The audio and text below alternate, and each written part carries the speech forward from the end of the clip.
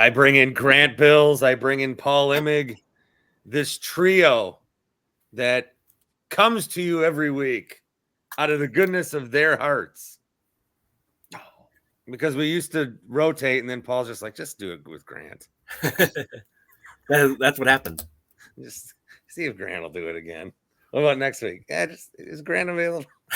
And now one morning a week is it's so much better. I look for this as much social time as I really ever get. So you guys have been in my apartment more than anybody else. I mean, it's lovely. I love it. Good. Crazy. I look forward to it. And you guys in Happy my Thursday. basement. Yeah. Happy Thursday. Happy you guys late in my Thanksgiving, by basement. the way.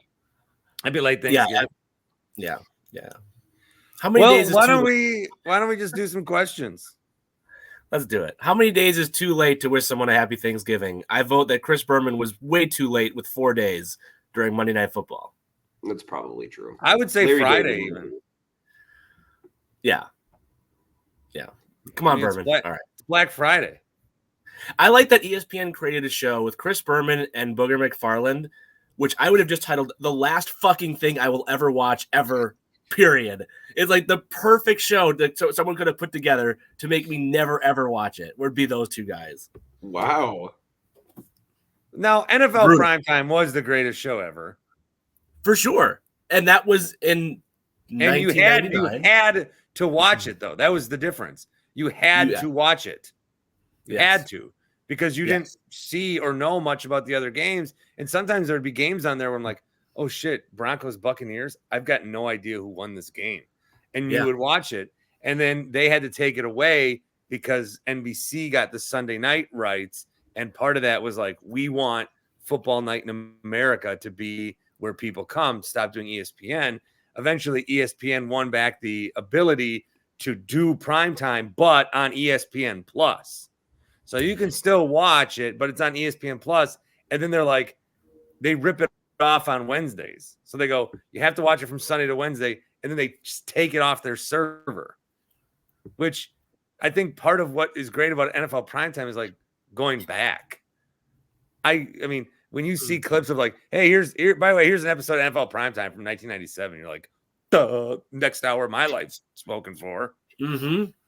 And ESPN puts these new ones out, and they're like, see ya. That is bizarre. Why are they in such a rush to get rid of them by Wednesday? That is weird. Maybe it's a more of a right thing. Maybe they're like, okay, but you got to get rid of it by Thursday. Just like the NFL is very protective of the Sunday Night Football brand. Remember when you watched Eagles Bills and they made Jim Nantz every 3 minutes say, and don't forget, Chargers Ravens at 7:22. I was going to ask you guys about that. Why was that? That was so weird. Because people were watching CBS up until the minute that the NBC game kicked off because the game went so late, which murdered the number for Football Night in America because people are just used to, all right, this shit's over. And then Tony Romo said, I know who found a way to do their little The OT show sometimes. I don't know. Yeah. I just like that as Jim Nantz was like, all right, 7:22, get over to the other channel. Tony Romo was like, I know who pays my check. 60 Minutes is coming up next. Did you guys catch that? Except on the West Coast, obviously. But it was bizarre. Like he didn't say I know who pays my check, but Tony Romo then said, or you can stick around and watch 60 Minutes right here on CBS. It's weird that they were promoting another network, though. Like, I guess the NFL is a bigger body than interesting. All right. Yeah. Well, WWE does the same. Fox is always advertising Peacock. For pay-per-views. I don't know much about wrestling, but I do know enough to understand that CM Punk fascinates me, by the way, and maybe you guys will talk about this at some point. As an athlete, that's like biggest impact has never really been something, correct me if I'm wrong, it's been like the sport. Like it's very Aaron Rodgers these days, where it's like the story is not what's going, and Rodgers is hurt. So that's very different. And I didn't CM Punk is always hurt. So it's okay. But it's like, Bart, your tweet, I bookmarked it. I was like, is there something I can do with this on my show? Where it's like his biggest career moments have been a press conference and then like 3 comebacks to just switching leads back and forth. Yeah. Very interesting. I really can't think off the top of my head of like one CM Punk match that I was like, oh, fuck. No, there wasn't. I mean, I know he's had a long thing with Samoa Joe. Maybe you want to go there, or when the Undertaker killed his momentum, that was bullshit. For me, it's Money in the Bank 2011 with John Cena, but that was because of the circumstances where it was like Cena wins and we riot. Like that was like one of those moments. And so I don't remember anything about the match, of course, because that's not what CM Punk does. But yes, Grant, Bart and I tested our friendship over the weekend. We put it to its. I'm not kidding. We had an art disagreement, and I was drunk. Wow. I could tell. No. In all seriousness, but it was like, but Rogers and CM Punk are the same thing. I just told Paul how much I hate AEW, and it's which is like me saying that Marvel is the worst thing. It's just it's a trigger, and you know it's mean. And Bart was drunk, and he's like, "I'm just going to be mean." I said I'm sorry. I said I'm sorry while doing it, though. That doesn't count. I said I'm sorry. I fucking hate the thing you like. Yeah. Okay. Fair enough. But yes, the press conference for Aaron Rodgers. Travis Kelce would say of CM Punk, promos are his game days. Yeah. Oh, Rogers is the one Punk match that I can think of is the Royal Rumble, but that was because he would knock guys out and just start talking again. Or I would say he like got rid of the first 10 people and was just talking the whole time. Or I would say it's his match with Hangman Page where he could not do the buckshot lariat and kept trying and kept failing. All right, let's move on. Anyway, he's back and his promo was disappointing. Yeah. All right, we have some fun stuff to get through, and I am so excited. Well, let me ask you this first: Have the Winklerverse, those who have been like rooting for Packers losses, which again, had the Chargers game gone the other way, I was flirting with the line of like rooting for Packers loss. I was probably more than flirting with it, but have they come around to like the wins are good? Are we there yet with the Winklerverse? Like, I think they've come around to knowing that it's a lost cause. To root against, like, it's just not going to happen. So why do it? The idea of losing is a lost cause. That's the idea of, getting one of these great picks. Now, as you look at the standings and the Packers are a half game out. So ready? Here we go. You are ready to embrace the real possibility of the Packers making the playoffs. And I'm going to, before you answer, I'm going to say, like, Bart, you have said you haven't been thinking about the draft. You haven't been thinking about the playoffs. You just want to see progression from Jordan Love, the young guys to get better, blah, blah, blah, blah, blah. So you in particular, I think this is a relevant question too, but in general, the Vikings lost. Who is it that plays? The Seahawks play on Thursday Night Football, which I think is tonight as you're listening to this. If they lose, like, you are ready to embrace the real possibility of the Packers playing a playoff football game this season. Mm-hmm. Or mm-mm. Well, I think they're going to beat the Chiefs.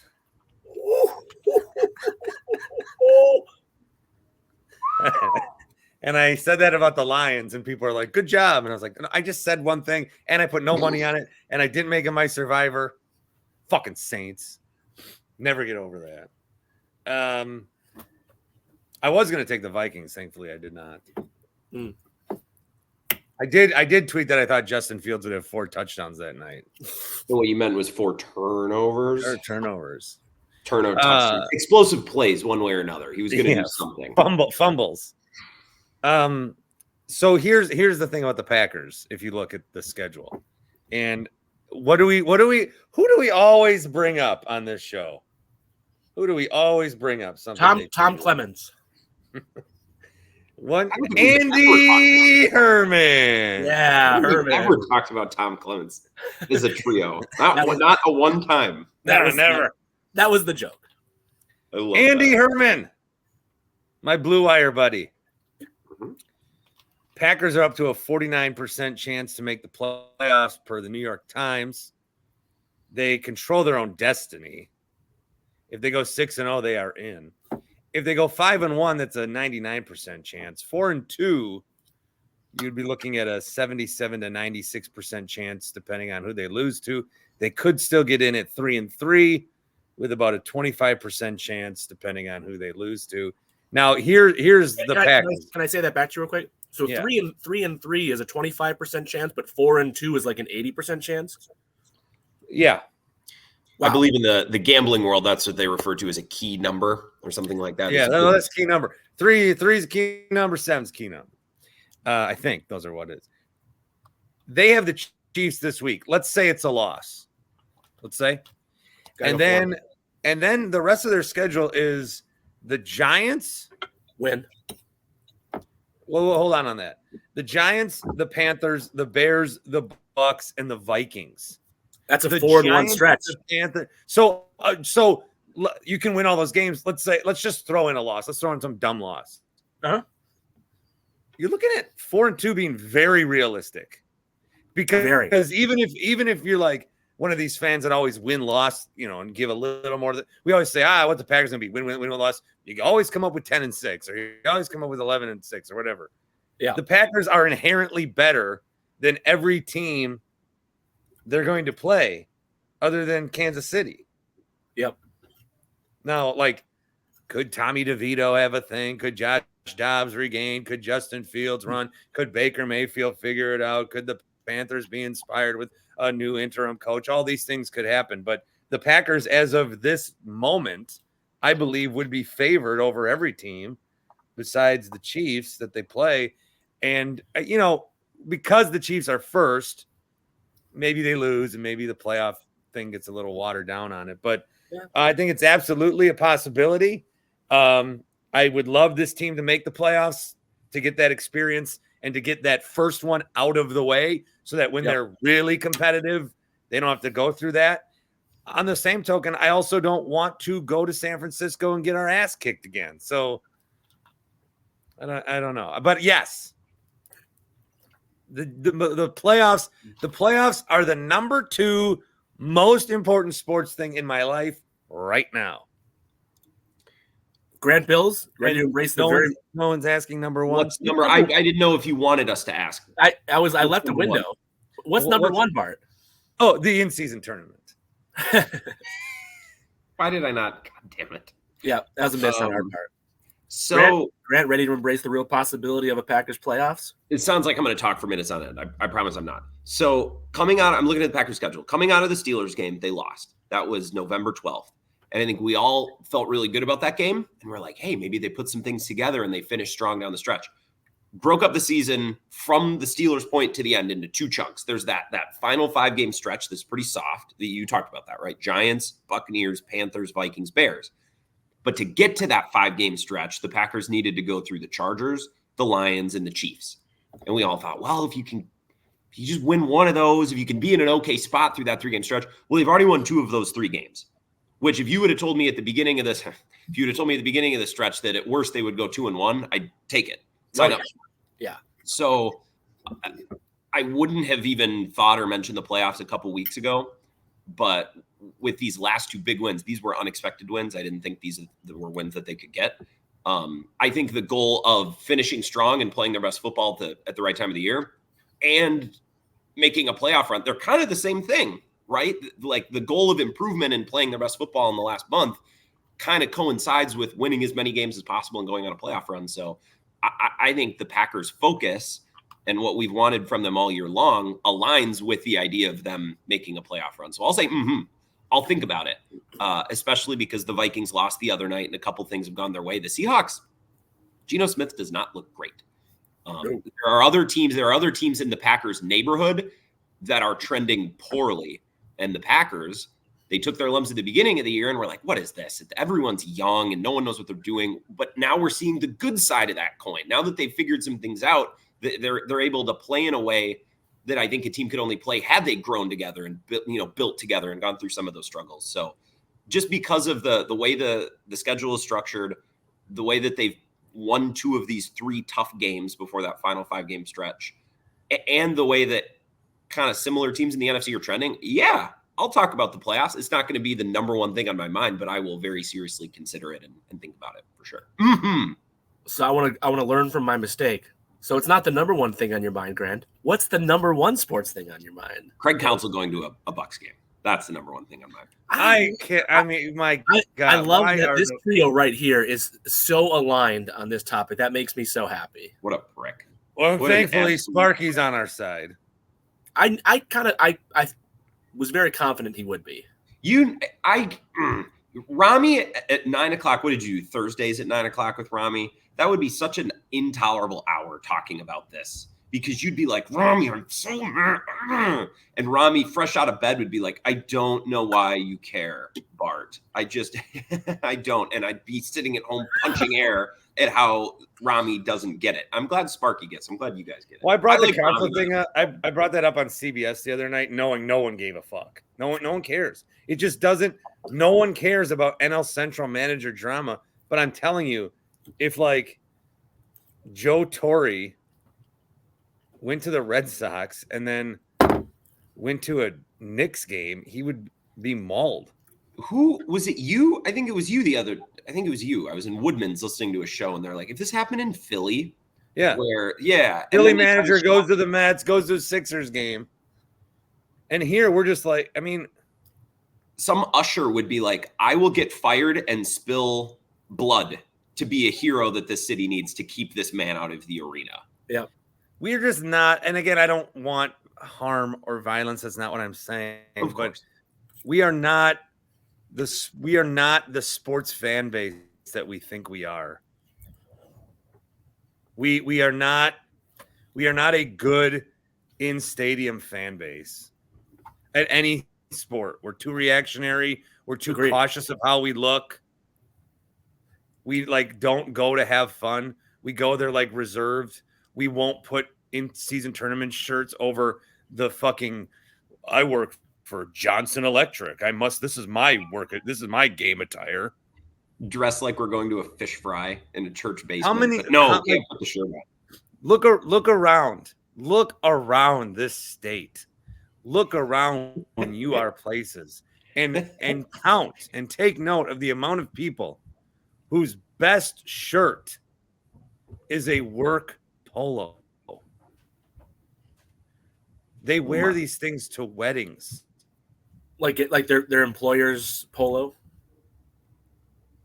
The polo, and then it says, Steve's Heating and Cooling.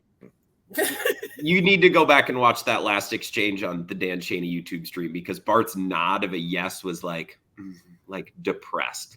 Yes, work polo. Just, my God, you guys, get a fucking shirt.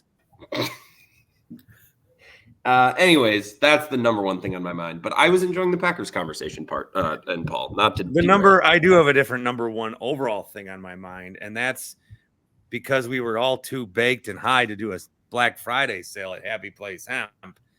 We do have one through the end of this week.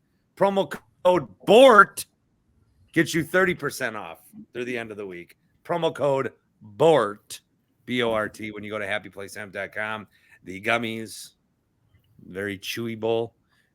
Tim's a big proponent of the THC-free ones.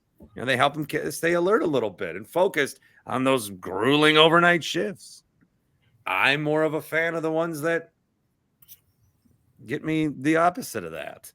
And I take the ones at night very much, CBD, CBN, the purple ones to help me sleep. But yeah, through the week, because a little late, but we'll get it. BORT for 30% off this week. And we're still doing the slow build after the Green Bay season. It's 25% plus the amount of wins. So right now it would be 30 at the end of the season. We'll do another one. But if they win all these games, then it's 25 plus 11. It's a little confusing. Playoff wins count? Huh? Would a playoff win count? I want to tell you the correct thing that I talked to them about. You don't actually need to. I just, If they make the playoffs, we will absolutely juice it up. So if you're still in draft mode, but if you're still in that mode, if nothing else, root for massive savings at happyplacehemp.com. Yeah, Paul, I'd like to go back. It is my number one thing. Never mind. The Packers making the playoffs are absolutely now my number one thing. Knowing that information. Council's number two. Nice. I will conclude the conversation of the first topic and just say a resounding very much ready to embrace the possibility. But I looked back and I did ask you guys a week or two ago, that you'd love to see the Packers go on a run and end the season to make the playoffs, even with the likelihood of an early postseason exit. And so, Bart, like, I would just say it will not be fun on, what would that be, Saturday? Let's just look. What would that be? Saturday, January 13th, I'm guessing, would be the divisional round. The Packers and Niners would get the 7 o'clock game or something. Like, it will not be. For sure. Right? Yeah. It won't be fun to watch the Packers lose by 20 to the Niners, which is probably what will happen. Like, that will not be an enjoyable experience, but it will still be the best thing. Even if they lose, even if it's a resounding first round loss to a team like San Francisco, which the Packers have seen far too many times playoff defeats at the hands of, like, this is still a great, way ahead of, in my opinion, way ahead of schedule. Okay, let me ask you this. This is way ahead of This is ahead of schedule for the Packers. Like, if you were a realist, whether you're Gutekunst or Murphy or whatever, or even LaFleur to some, this is ahead of schedule. I was not planning to ask this, but if they make the playoffs, no, I don't. I think it's right on schedule. Really? Well, first of all, they're 5-6. but not 7-4 here. But to Grant's point earlier, though, we knew the final 5 games. Like, you had to be in it. So when those final 5 games came around, you had, like, if you went 4-1 in those final 5, like, that's the point you had to get to on the schedule. No, I think because they need to know what Jordan Love is, if he's the guy for them. They need to know if these other young guys are progressing. And if we were still looking now, like we looked in week 4 or 5, that would be a massive problem. And it would probably lean more towards this is not working than there's signs of life here. So I think they're right on schedule to me. So I think this is, Paul, if they make the playoffs, it will be because, yes, oh, good, they started to figure some things out and played better football, and it's like, all right, we have something here. But it's also because the NFC stinks. And that's that's fine. That's totally fine, right? That's not the fault of the Packers or that's just the state of the conference. It does not fundamentally make you, if you go 9-8 and miss the playoffs versus 9-8 and make the playoffs, you're not a fundamentally different team. But it would be nice experience totally for a lot of these young guys. And they're probably going to have to go a little bit better than 9-8 based on what you said. But you get my point, right? It's just making the playoffs and getting to put that in the end of the season guide. It doesn't mean that you are a way better team. It means that you played your best ball at the right time and the conference sucked. And that's fine. Well, the only thing I would say is, like, when I say ahead of schedule, well, there's a lot of ways you could take that. But like, I'm trying to go on Spot Track real quick to find who the biggest cap numbers are this year for the Packers. But as I struggle to find it, the answer is going to be something like Aaron Rodgers, David Bakhtiari, Aaron Jones is going to be somewhere in the top 7 or 8. So Rodgers is not on the team. Bakhtiari hasn't played. Aaron Jones has not been good / hasn't played. So I think what's ahead of schedule about it is, like, they knew they were going into this stretch as being, like, way underwater in terms of dead cap hits and expensive guys who aren't on the team or are not going to contribute at a high level. So I would say undoubtedly it's ahead of schedule, but nevertheless. All right. Of all the current Packers wide receivers, the one who will be the best among them in 3 years is Jaden Reed. Mm-hmm or mm-mm. Well, Watson had a nice game. Let me answer the question first, because I was debating who to go with. I'm going with Christian Watson. So on Jaden Reed. I gave him that because I thought that would be the most popular answer. I still think it probably is. I can't get past the unbelievable potential that Watson has. I'm going to think it pans out. So I'm going to say I'm going to say Watson. So I'm going to put my vote out there. I can't get past this 6'4" dude who runs like he does.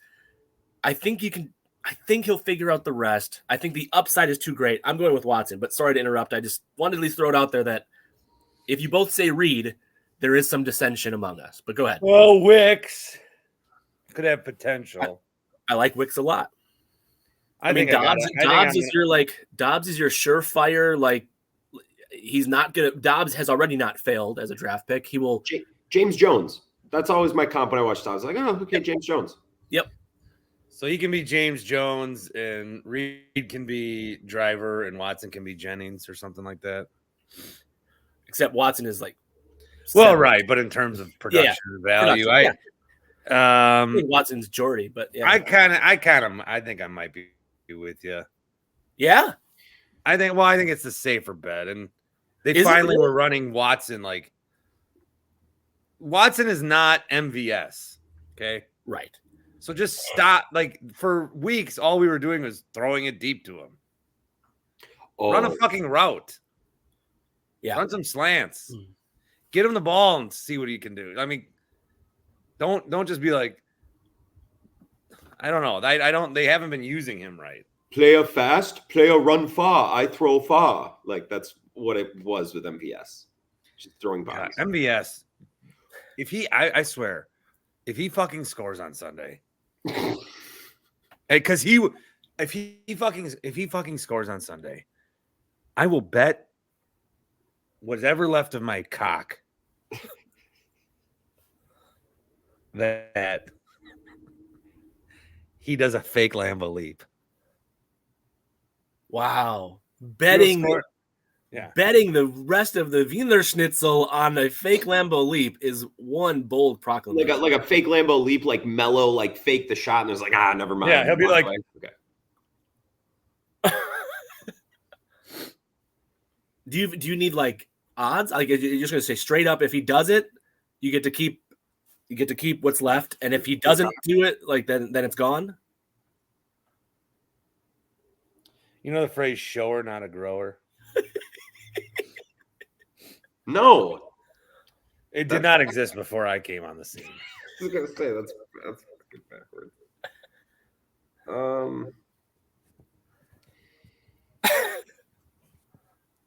Prop comedy. Oh, prop comedy. I have another stadium to clear off on my stadium sheet because I went to Pittsburgh. Does the sheet say Acrisure Stadium or does it say Heinz Field? No, it says Heinz Field. You'll never go to Heinz Field. Yeah. I never will. Now, I've been to Soldier Field, but not for a Bears game. Does that count? What'd you go for? Soccer. Yep. Oh, that counts. And I've been to Raymond James, but not for a Buccaneers game. Was that like a Badgers Rose Bowl? No, that was 1996 Tampa Bay Mutiny. Oh my gosh! Wow. XFL? MLS. Oh. And I'm going to give you the ultimate in prop comedy. The ultimate. This available on the Dan Schani YouTube stream. Yes. Guys, this piece of merchandise is from 1996. Tampa Bay Mutiny foam finger. Wow. You have a lot of stuff in that basement. You know what? Especially like it's all readily accessible. Like, that's what I think is most impressive, that you can go find it like within a matter of seconds. I know exactly where it is. Just in case the finger. My parents, it's dirty. My parents have moved. They moved from Fond du Lac to Florida. And then they lived in a city for a year, then moved to a different city. So they've moved multiple times. And in Fond du Lac, they had moved from house to apartment to new house. So they moved multiple times.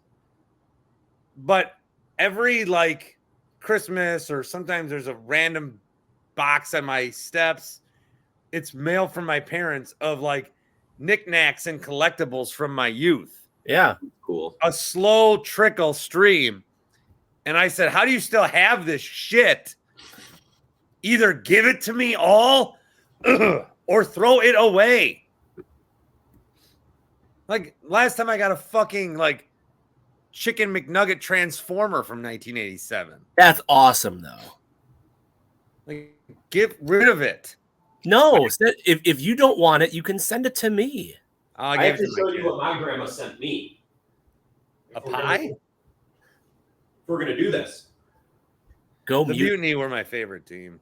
My grandma in Arizona sent me this. No way! Now it sits on my bookshelf. Does she? Was it that's a Paige Sporanic bobblehead? It is. Did she send it like in jest? Or like, oh, sweet Grant, I know you're a Brewers fan. I think we lost the point of what's serious and what isn't with Paige Sporonic a long time ago. Nobody quite knows. Nobody quite knows. For her not to go on your show, what a blunder. Well, if she comes back to the ballpark next summer, I'm going to go aim for in-person sit-down in the concourse. Get 2 cameras set up, edit it up. That would be...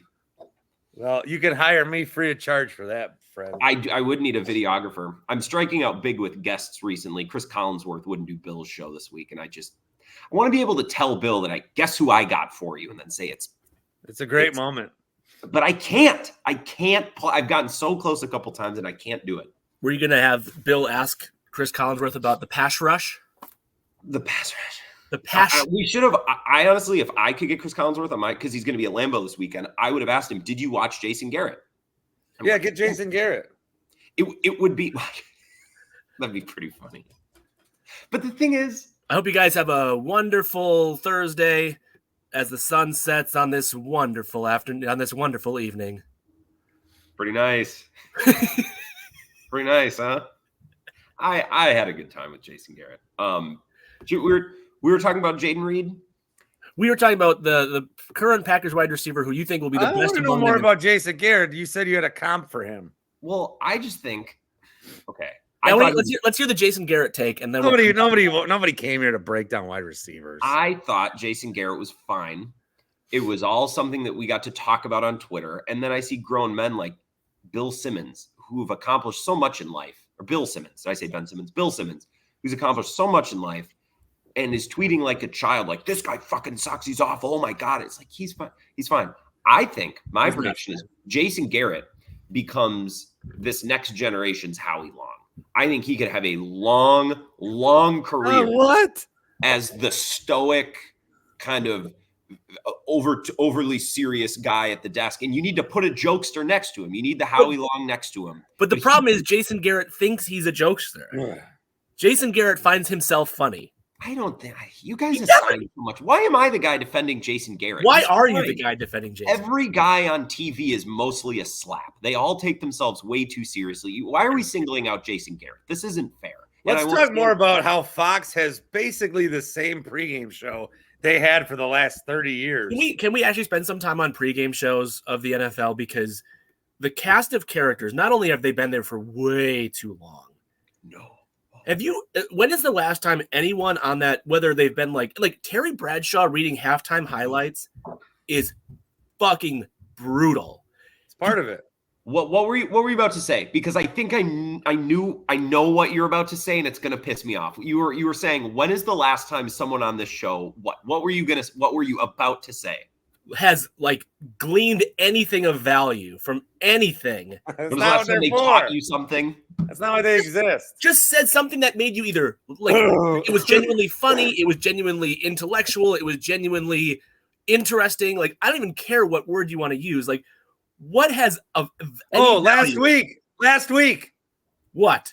Last week, because they showed this package of I just want to say this first. I'm NFL on Fox pregame through and through. Till I die. Agree. Till I die. NFL on CBS is so like much the more. NFL networks, but it seems a little like on a slower Sunday morning. ESPN, I cannot stomach. Agree. Once ESPN went to like all these neon green colors, like what the fuck are you doing? CBS, they try. It's not happening for me. Getting better. I'll say they're getting better because they're loosening up a bit. The NFL on Fox is tremendous. They ran this package. And then you got Gronk there now. Okay, I have a comment on that. Terry was doing the show last week, and he couldn't fucking talk. So they show Terry Bradshaw, like a whole compilation of him making Brock Purdy jokes about how, like, that's pretty good. And then they show Strahan's reaction, where throughout the year, he's getting more and more pissed. Like, stop doing this. And then they cut to Good Morning America from the last week, where Strahan's like, I got to say, he was pretty good last night. That's good. And Terry, oh my God, it was just like guys at a bar. First off, that's credit to the production team, not to the staff or not to the on air. So good. But Jimmy, I will say this. I want to say this real quick. Jimmy Johnson. Yeah. At halftime, I think it was halftime of the Packers-Lions game on Thanksgiving, and they cut to wherever the guys were, and Gronk was there.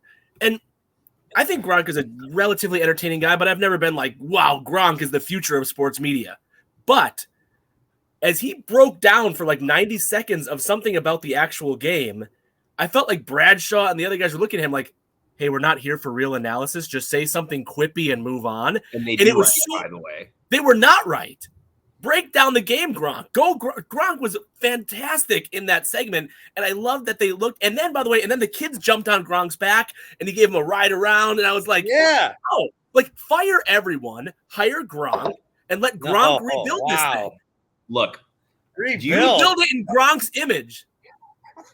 This is Paul. Bradshaw needs to be so done. That staff. No. Jimmy Johnson? What? Jimmy Johnson has not said or Jimmy goes, they're talking about, they were having a really lighthearted conversation about the NFL, and Jimmy just goes, Brandon Staley needs to be fired. and Strahan's like, whoa, what? Oh, guys, I was ROTFL. I genuinely, Grant, I want you to say what you're going to say because you're about to like be dismissive of what I just said. No, but, like, you're all good. I'm convinced they don't watch the games. Like I think we watch substantially more football than the hosts of these pregame shows. Do you think inside the NBA, they're watching football? There's no way they're watching the football game. Do you think those guys are grinding Hornets Hawks on a random Tuesday night? You think Barkley no, that's not the point of Inside the NBA. Just like it's not the point of Fox NFL Sunday. But do not compare anything to Inside the NBA because they're copying the NFL on Fox's lead. I'm sorry, Inside the NBA. That's a take I wasn't ready for. Reactions. It's back. I'm dying. He's on mute.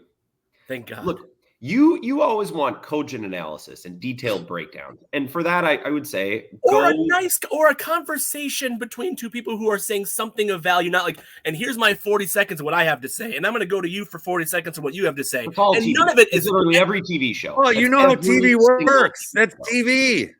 That's not how it has to be. Just because of the way it has been done does not mean the way it needs to be. And it's like that's a piss poor reason to say like, well, it's fine. We're trying to pack a whole week of storylines in 60 minutes. Here is what the Fox pregame show is for. Okay, this is what it's for. It's for Terry Bradshaw to be Terry, and it's for Howie and Michael Strahan to just laugh, and Kurt Menefee needs to get the train back on the tracks. And it's for the tees going into halftime. They always do something funny. That's fun. No, they do something that attempts at humor. They do something that attempts at humor. But because it's not too serious, it's funny. That's the point, Paul. And then twice a year, the guys go stand on an aircraft carrier and they thank our troops. That's what the show is for. They can accomplish that every year, every Sunday. It's a big pile of nothing. Also, can we talk about the rise and fall of Tony Gonzalez? I always thought he was going to take over one of the chairs on the Fox pregame show. I thought he was very good when he was on. And now he's like fourth chair. I think he is under the table, but he's on Amazon. And half of the time the lights don't even work. And they got him with Andrew Whitworth, who won't even – he's got to wear a hoodie to show how hip he is. Like, I'm the next generation of player media. What happened to Tony Gonzalez? I thought what? Yeah, I thought he was good. Tony Gonzalez is a perfect like CBS pregame show guy because it's just so dull. There's nothing of excitement that he's going to say or has said. I work at CBS, kind of. But do you have this? Yeah, sorry. The whole CBS One show. time I asked, I was like, Ryan Hickey was doing the show with me. I go, on air, I'm like, is JJ Watt like our colleague? And he's like, I don't know. I go, because I need to rip on him, and I don't know if I and then I did. On the national show. Has that ever stopped you from ripping on a colleague at any place you've ever been employed? Well, as you know, I regret some of that. Oh, also, one thing about the NBC broadcast, because this is where we started, there's too many people. I mean, Jesus H. They do picks, and it's like hot potato with 13 people.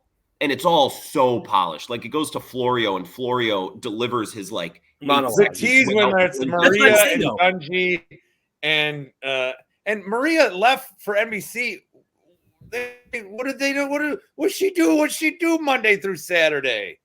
I don't know. They're Where not is doing she? well, Olympics. She was But she was headlining the NBA coverage on ESPN. Then she's never on TV no more. Cash Money Records working 99 into 2000. There's too many people on it. She got paid. So she took like, the money. We have the desk, and then we have the side desk with Florio and Barry. So let me go to the stadium. Oh yeah, Barry got over there. And it's NBC's like, we pay all these people to work for us in the football world, so we're going to stick them all in this broadcast somewhere. So let's just underscore this then. You're Sometimes okay with Steve Kornacki. You're okay with these pregame shows being objectively bad because they serve a singular purpose of being bad, and that's fine. That that's your take. No one requires the pregame show. You just are like, shit, the game's coming on. Oh, it's only 11:20. I just fucking turn on the pregame show, I guess. It's a massive inventory that they have to have programming. That's why Fox added another hour. They got a whole different kickoff show with I think Carissa Thompson's on that one and Michael Vick and shit. Well, Carissa Thompson, she claimed to be on that show. I don't know if the reporting on that is accurate of whether. Oh my God, this is a pro Carissa Thompson podcast. Let's just make that really fun. Pro CT. Unbelievable. CTE. Right. We are Carissa Thompson enthusiasts. CTE. Okay, wait. Are we gonna talk about the Chandler Jones video? What did he say? I didn't see it. Yeah, I mean he didn't. What did he do? I didn't see it. He didn't say anything, but I don't even want to make light of it. But well, you brought it up on the Bart Winkler podcast, so you should. What happens next is it's 2 minutes of something that I think curious sports fans would want to watch. Is he struggling? He's struggling, and it's just a bizarre scene. And so we'll tie that back into saying in conclusion, the Packers' best wide receiver in 3 years will be 1 vote for Watson. For me, I think Bart voted Watson. I did. He did. I will give a little bit of a creative answer. If it's not Christian Watson, then the best wide receiver, the number 1 wide receiver of 2 years from now, is not on the roster. I think that would be my answer, because I think in 2 years, the Packers will look around and say, do we have our number 1?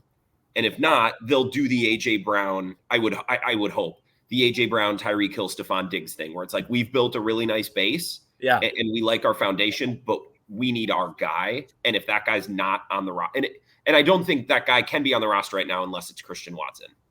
So it's either Watson or it's an outside addition. That will be my spin on this question. So Reed's ceiling is not that of a number 1. I think he can be really, really good, but I don't know if he can be the number 1 wide receiver on a team that contends for a title, which has to be the question. That has to be the question about Gary. That has to be the question about Jair if he's here for the longer. Like every premium position, that needs to be the question. You know what I mean? Before I leave, I would just say I did find the spot track information on the Packers' biggest cap hits this year. Aaron Rodgers is taking up more than 1/6.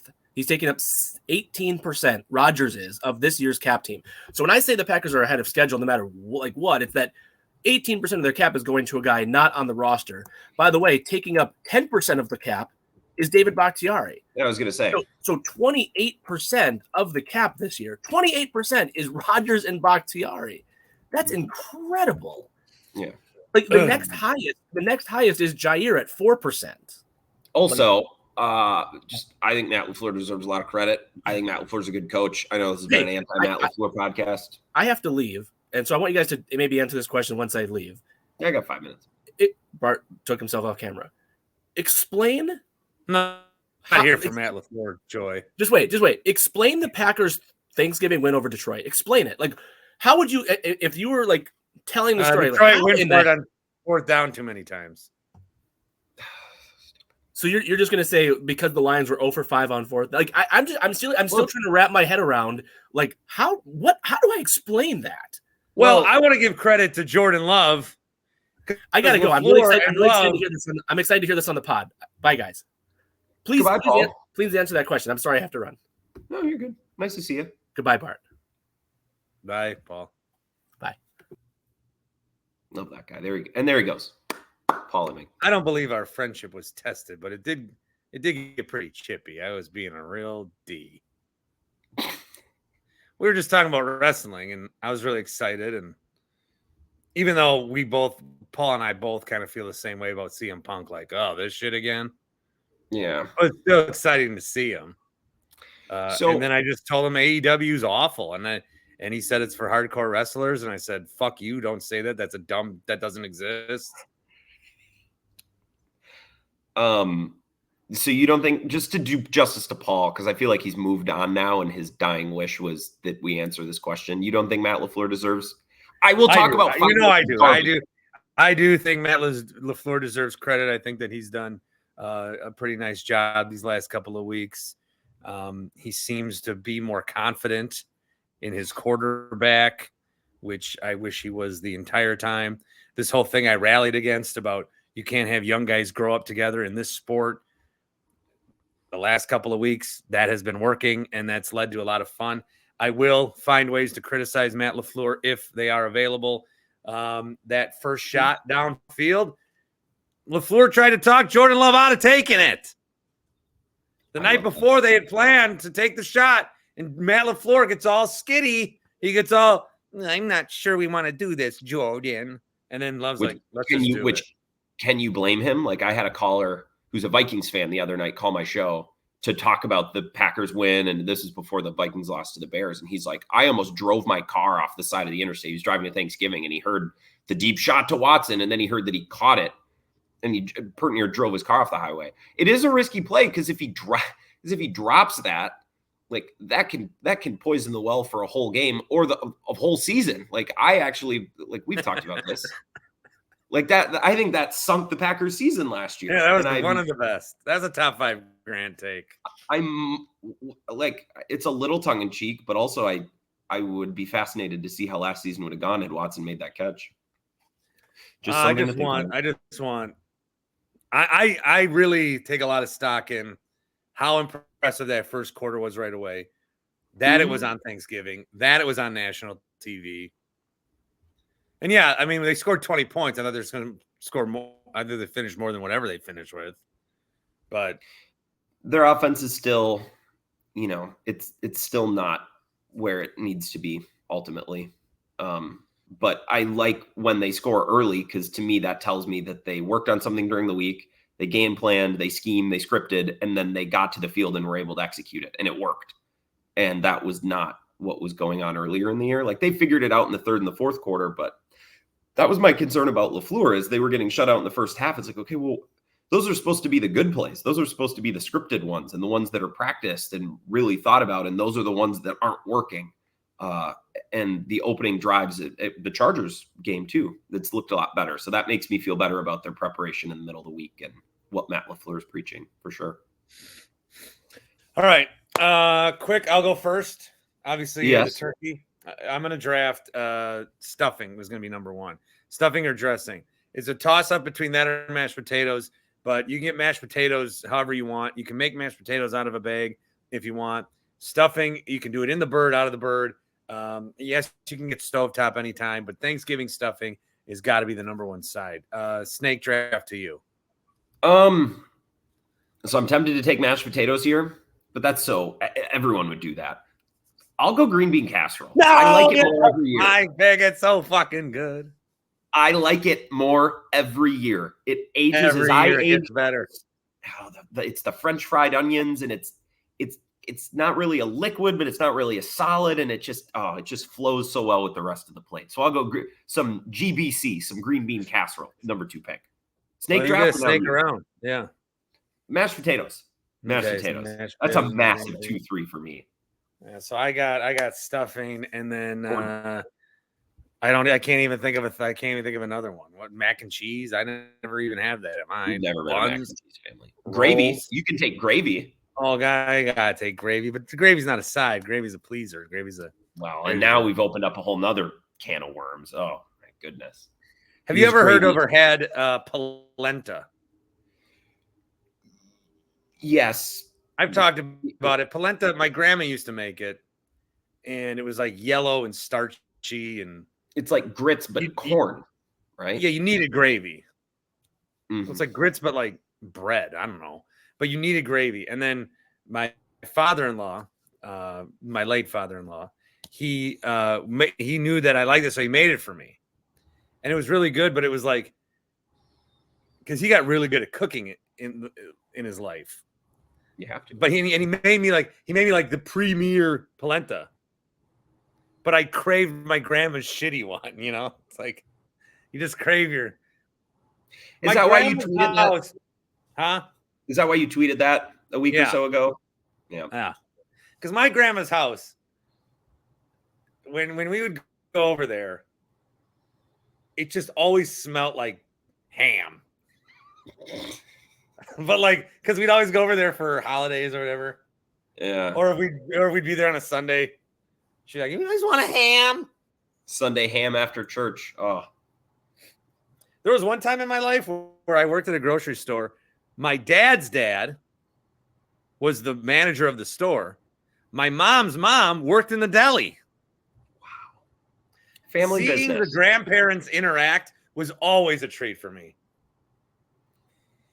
It was like Avengers team up. It's like, holy fuck, they're both here. Wow. It's cool. That is cool when worlds collide. Yeah. Anything else? I have to go to work in not that long. Is there any like topic that Paul would disagree with us on that we can talk about? I don't think so. Well, the NFL pregame takes, not surprising. No, it's so, and I knew exactly where he was going. I knew. When was the last time you learned something from any one of the hosts on the Fox pregame show? Oh, God. When's the last time you learned something from the Bart Winkler Show? Oh my God. And God bless Paul, but go watch JT O'Sullivan. Go watch his breakdown. Yeah, that's what he wants as a pregame show. Paul, your content that you want is available. Just not on mainstream television at 11:30 in the morning. Yeah. Because you're making a show for the Bettys and the Joes and the Davids and you're making a show for the dumbest contingent possible. Yeah, the Jimmies and the Joes. I really am upset about the council backlash to me. The people telling me to get over it. I'm sympathetic. I'm sympathetic to your situation because you don't want to tweet like someone who has almost 15,000 followers. And you have to. You just want to be able to throw stuff out there and snicker amongst your inner circle on Twitter and then go on with your life. But when you have a platform like you do, that's not the way the world works. I also want to leave Twitter completely. The ads are getting bad. It's kind of gross. A lot of companies left. They'll come back. And yes, it's called X. Sorry, Matt. He's already texting. Well, this was a treat. It always is. I'm going to go get ready for work, and I can't wait to do this next week. I always look forward to it, Bart. Thank you so very much. We'll talk again soon, as you always tell your guests. Do I? I don't know. I always say I hope to talk to you down the line, down the road. Down the line. I like that, like Jerry Rafferty. That's good. I don't like. Does Bill do it? Because Tim Allen always did it. I don't like the. All right, there he is. I don't like the there he is. I've started to do that as a bit just because I listen to so much other show. I've just adopted the phrases of the people who I listen to all day. All right, there he is. And there he goes. Yep, there he is. All right, let's bring him in now. There he is, Grant Bills. There he is. Thank you. It's a treat. Continue to enjoy the in-season tournament, Bart. Talk again soon. Bye. Bye. Show's over, by the way. That's a show. So it's done. Show's done. Not like forever, but